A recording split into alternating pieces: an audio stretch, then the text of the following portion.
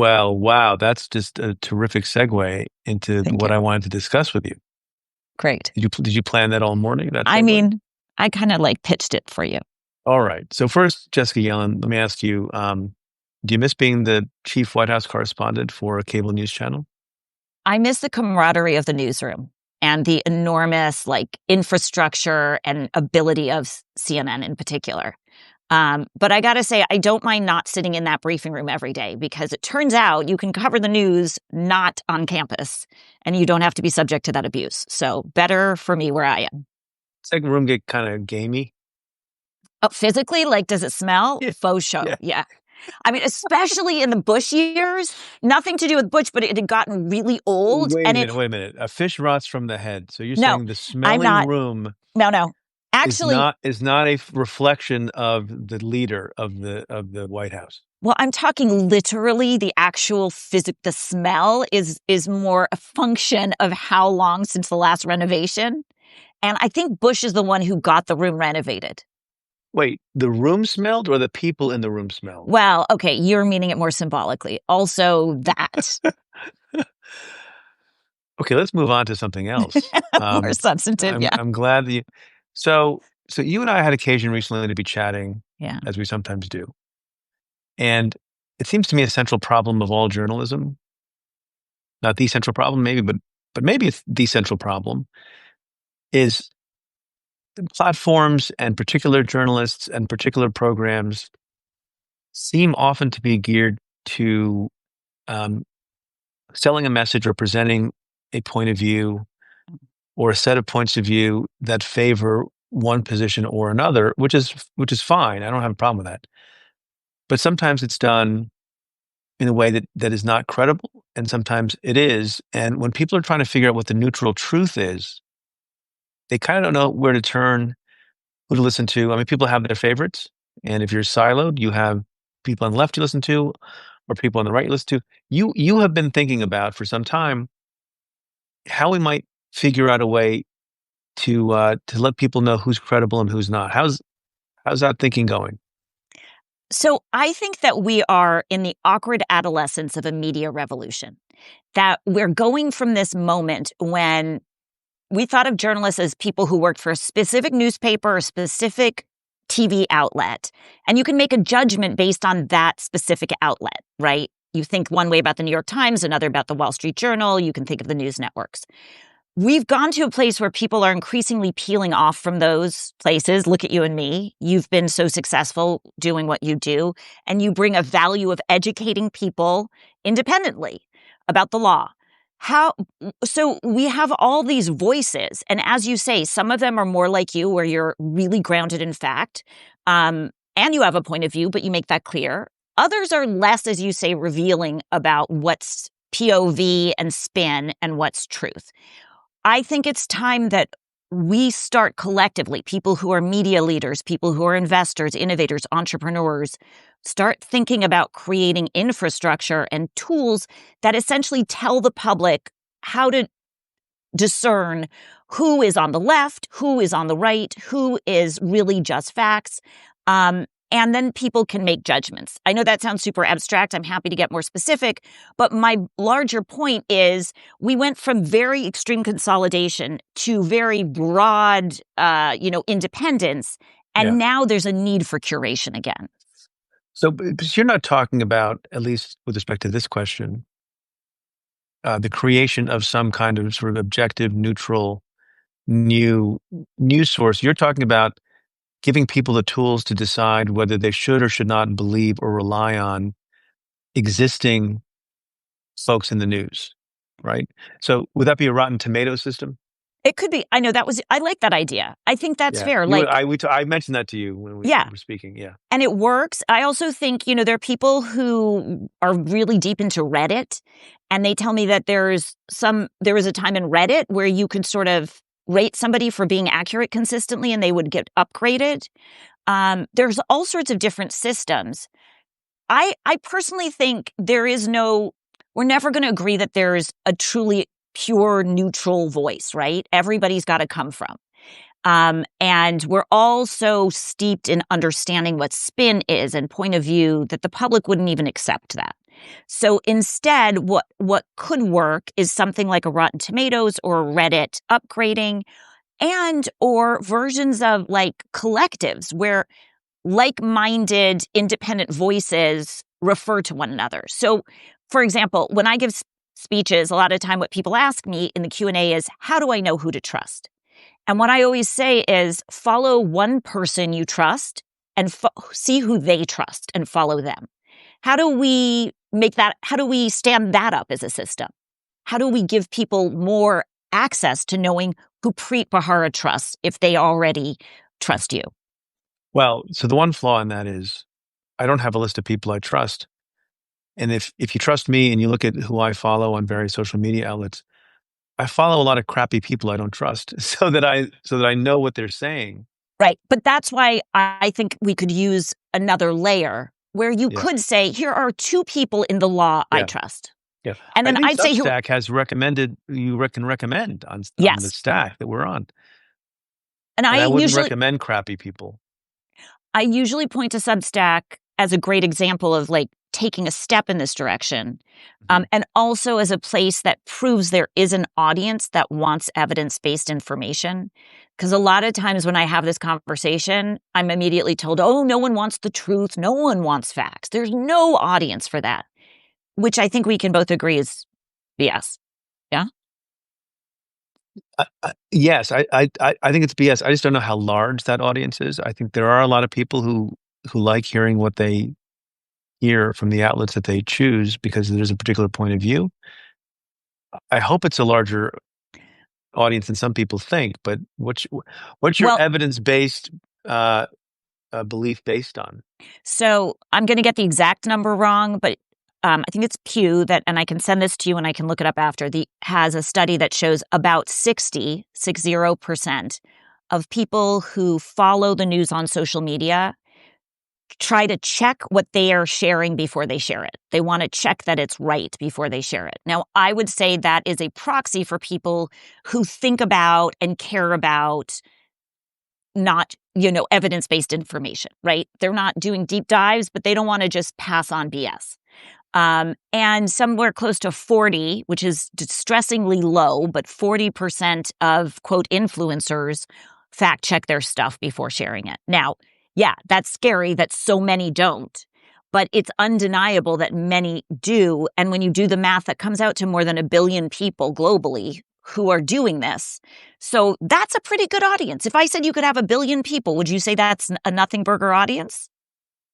No, that's good. It's a good number. I've never gotten those numbers. Let's work on it. We're approaching those numbers here in the middle of the day. I have to say, I'm obliged to say, because I just always think it, God bless you all for joining in the middle of the workday. I know. After this, you're going to have to work twice as hard before you punch out your clock. It's Friday. So is AI a potential gold mine of a solution here where you could ask, a large language model trained in a particular way and could obviously be trained on all the utterances, writings, proclamations of various journalists and have it be the arbiter of who's credible based on past statements and the falsity or truthfulness of them? My hope is that we get to a place where that's true. I think what you need is we need to get a little further in identifying voices, right? And then we need to get a little further in having non-hallucinating AI. I mean, yes. My experience with AI is it's amazing if it has rigorous human oversight. Can I tell you my experience with AI this week? I enjoy it. I do a lot of I educate myself in a lot of ways quickly with AI. So was it Friday? Was it Sunday or Monday? I started seeing reports that Theo Huxtable, Malcolm Jamal Warner, the actor who had played an important character on The Cosby Show, which I watched with my family, my mom and dad and my brother, growing up in the 80s. So, it felt awful hearing the news. And I wanted to know, because I couldn't see immediately how he had passed. And he's, young man, 53, I think, something like that. So I typed into ChatGPT, what did Malcolm Jamal Warner die of? You know the answer I got? I'm The answer I terrified. got is he is not passed away. He's very much alive. There are lots of false reports of his death.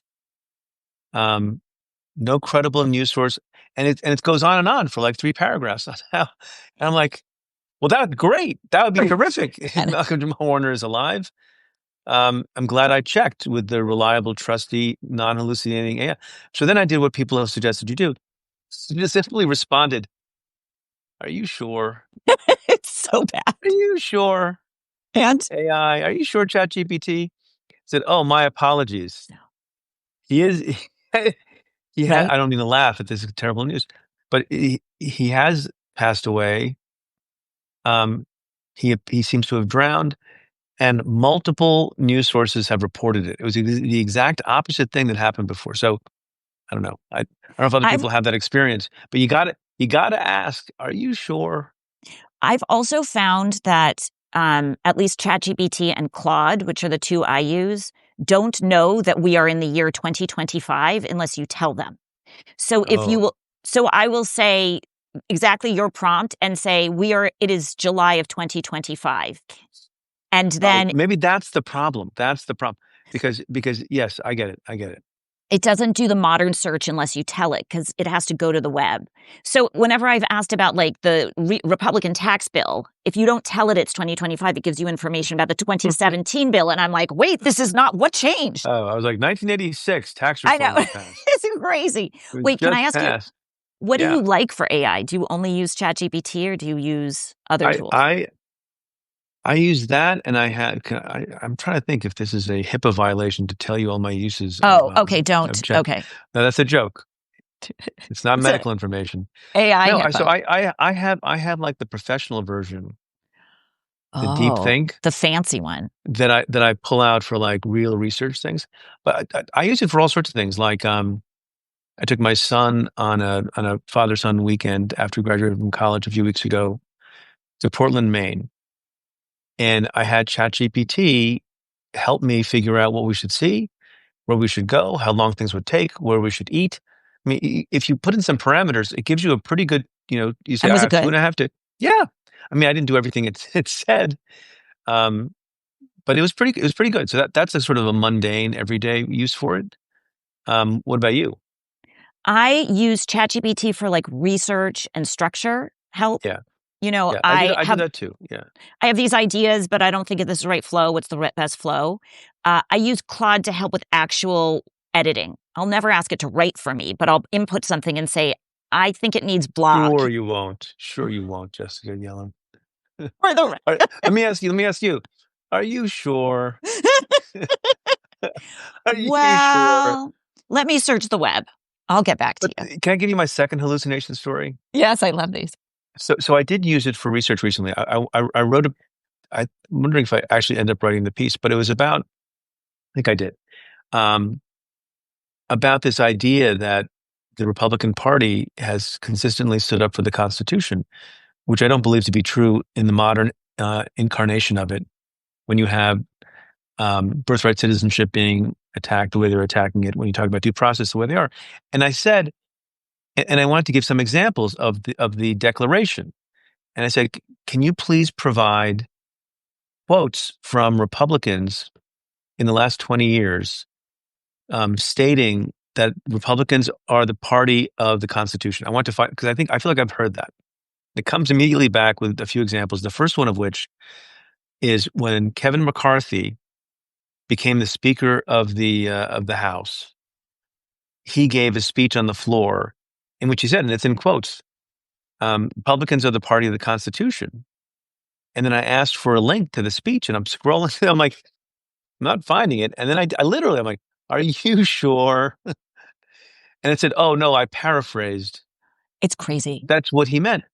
Well, that's not going to work for research. And do you have a concern, I guess, relatedly, because this has happened in the law on a couple of occasions, very bizarrely and embarrassingly. Like, do you think you have fellow journalists who are doing a bunch of their writing and fact checking without asking, "Are you sure?" through AI.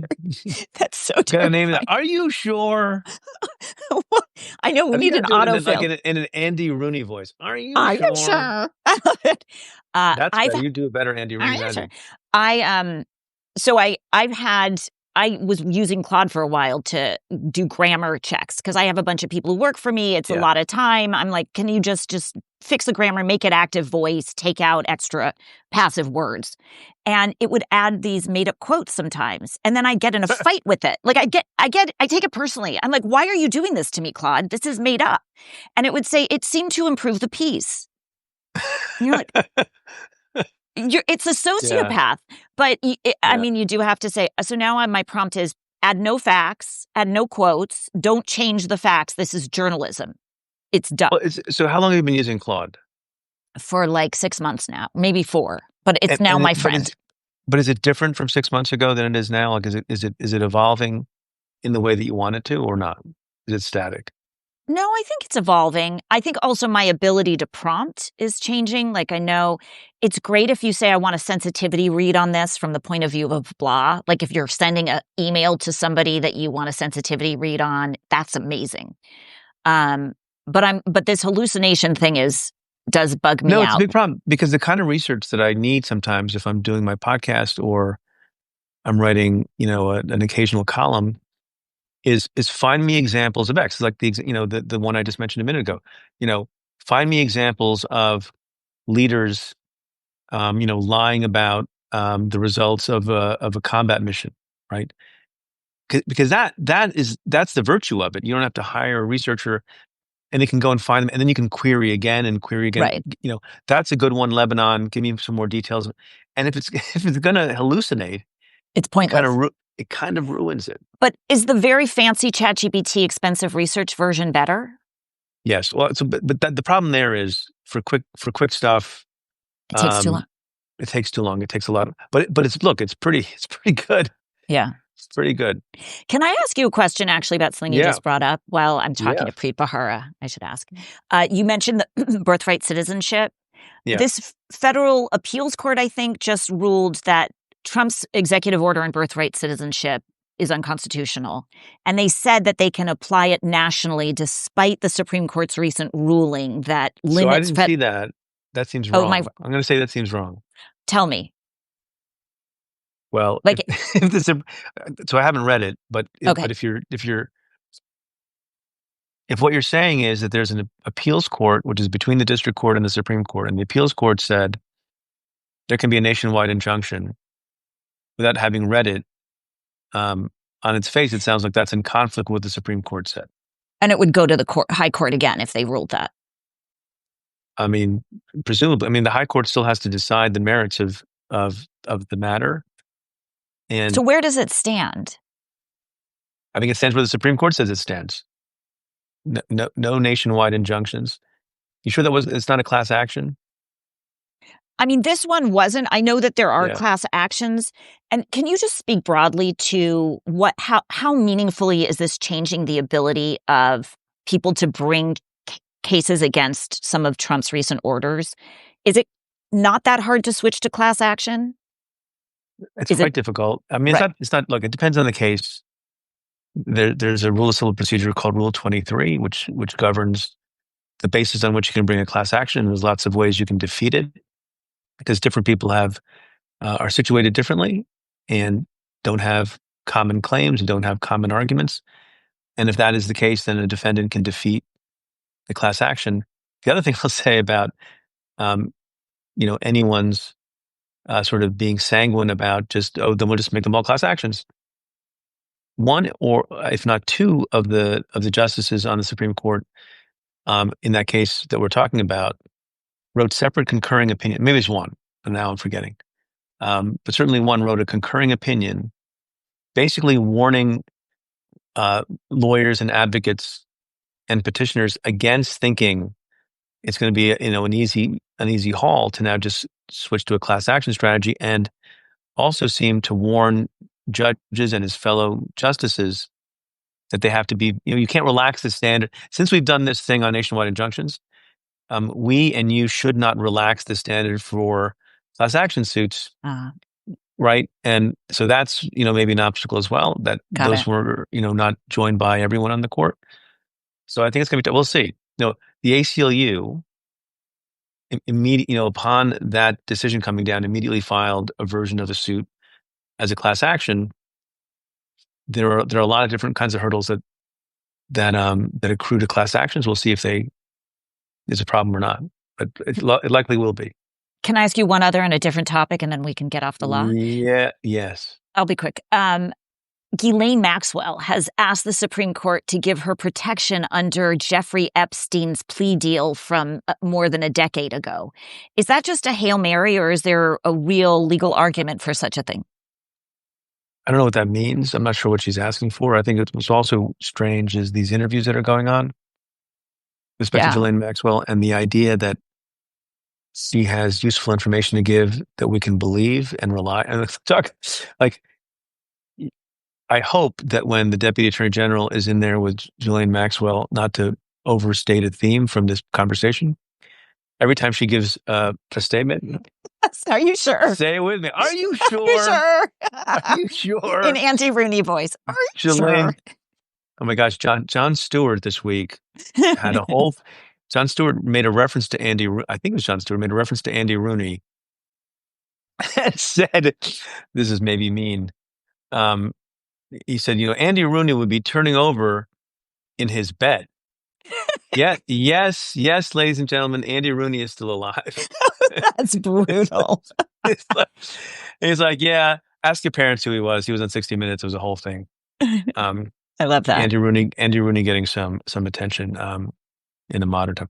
I gotta work. Okay, go do your job. It's lovely to speak to you. It's very nice to speak to you. Let me know when the Rotten Tomatoes is live. Will do. I would like to be one of the judges. I'm excited. Really? I would like to be on the panel. I would love that. Okay. The Rotten Tomatoes media panel.